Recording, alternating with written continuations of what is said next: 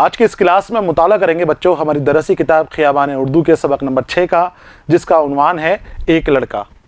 ایک لڑکا یہ ایک نظم ہے اور اس نظم کو اختر الایمان نے لکھی ہے۔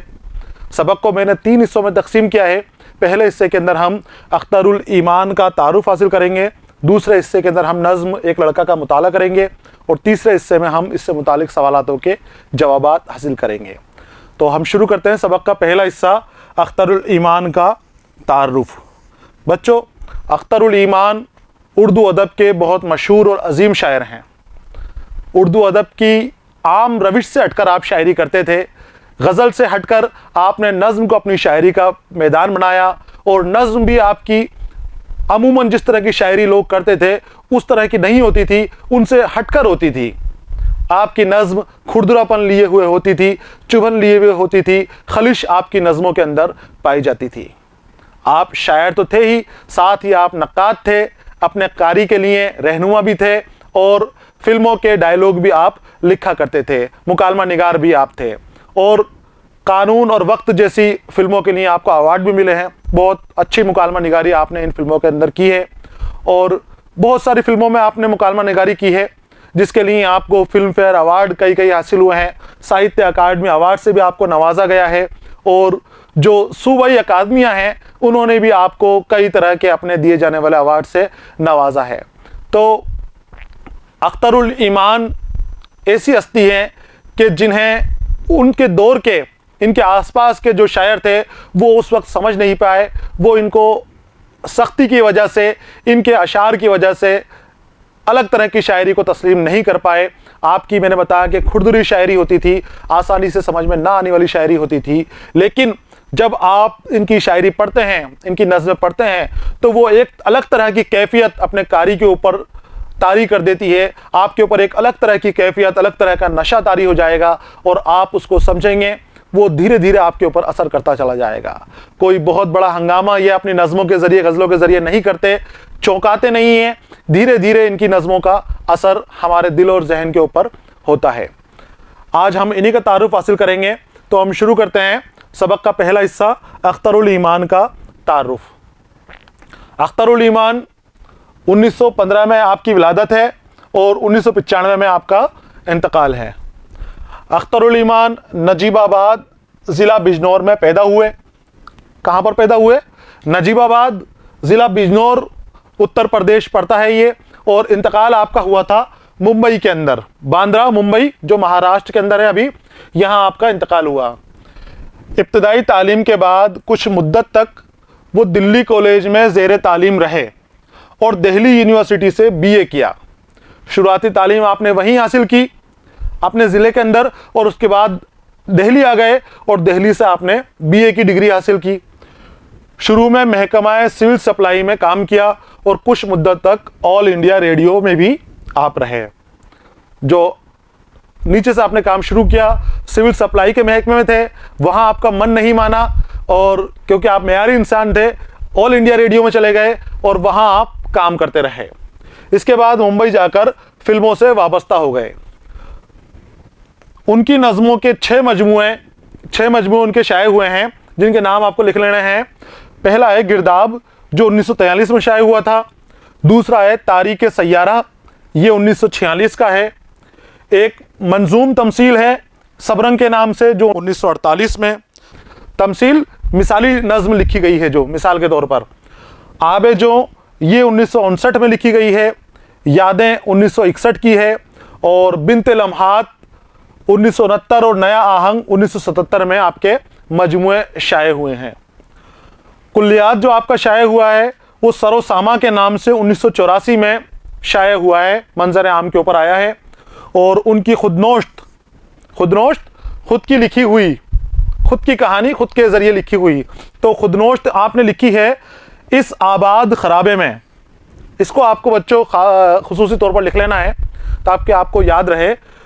خودنوشت اختر الایمان کی اس آباد خرابے میں۔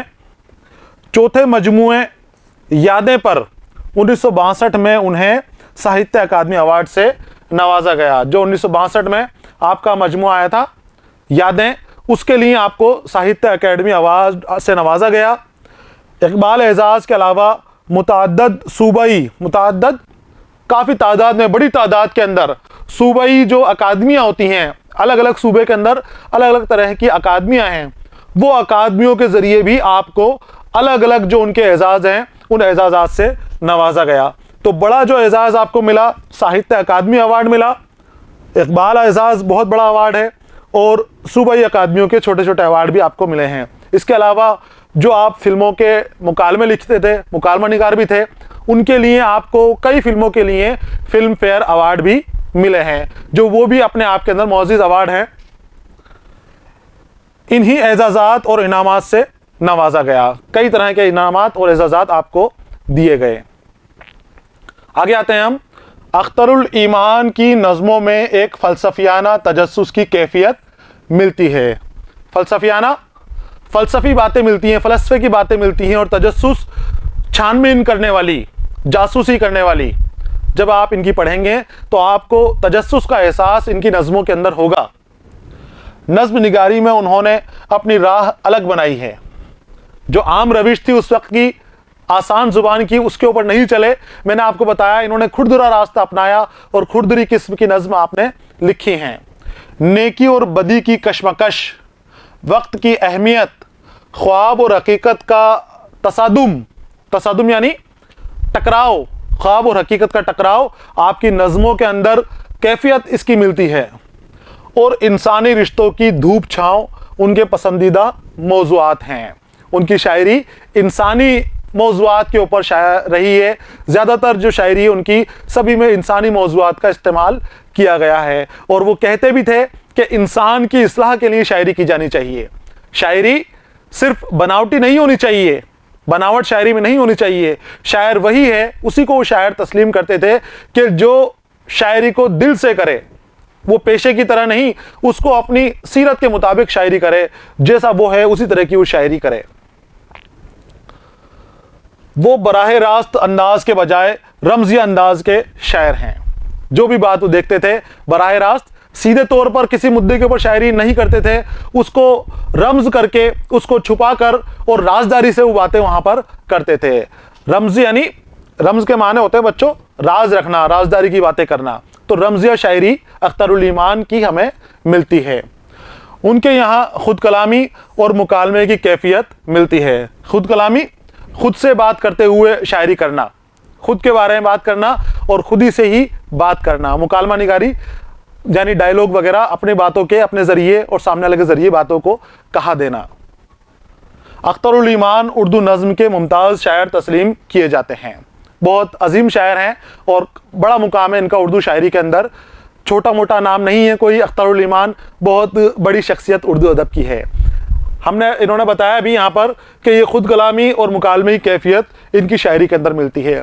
तो जो नज़्म हम मुताला करने वाले हैं अगले हिस्से के अंदर, जिसका उन्वान है एक लड़का, तो वो भी एक तमसीली नज़्म है। उसमें भी वो खुद के बचपन की, खुद के गाँव के वक्त की, और जो उनका अंदरूनी इंसान है उसकी क्या कैफियत है उसको जाहिर कर रहे हैं उस लड़के की ज़रिए। उस लड़के को मिसाल बनाकर वो अपनी बात को कह रहे हैं, हमें समझाना चाह रहे हैं कि हम किस किस तरह के हालात से किस किस वक्त के अंदर गुजरते हैं और उन हालातों में हम किस तरह से बर्ताव करते हैं। हम अच्छे हों या बुरे हों, लेकिन जो हमारा अच्छा इंसान है, जो शुरू से हमारे साथ था या जो हम थे, वो हमेशा ज़िंदा रहता है हमारे अंदर। हम बुराइयों की तरफ जाते हैं लेकिन वो हमें बुराइयां करने से रोकता है। हम बदआमालियों की तरफ जाते हैं लेकिन जो हमारी शख्सियत होती है, जो हमारे अंदर छुपी रहती है, वो हमें बुराइयों और बदआमालियों से अच्छाइयों की तरफ खींचती है। इसी तरह के तसादुम उन्होंने अपनी इस नज़्म के अंदर एक लड़का में इस्तेमाल किए हैं। जब हम पढ़ेंगे तो बहुत अच्छे से आपको समझनी होगी और बहुत दिलकश नज़्म इनकी लिखी हुई है। शायरी की खुसूसियत जब मैंने आपको बताई तो आपको ये ध्यान रखना है कि एकदम से इनकी शायरी असर नहीं करती, धीरे धीरे असर करती है, धीमा असर इनकी शायरी करती है। और जब आपके ऊपर जब असर करने लगती है तो उसकी कैफियत आपके दिलो दिमाग के ऊपर छा जाती है और तब आप समझते हो कि अख्तरुल ईमान क्या है। तो बच्चों, ये था अख्तरुल ईमान के हवाले से मुख्तसर मालूमात जो हमारी निसाबी किताब में दी गई है। मुख्तसर सी दी रखी है, इसके अंदर उतनी ही हमने शामिल की है। अगले हिस्से के अंदर मैं आपके सामने नज़्म एक लड़का के साथ दोबारा हाजिर रहूँगा। तब तक के लिए इजाज़त दीजिए।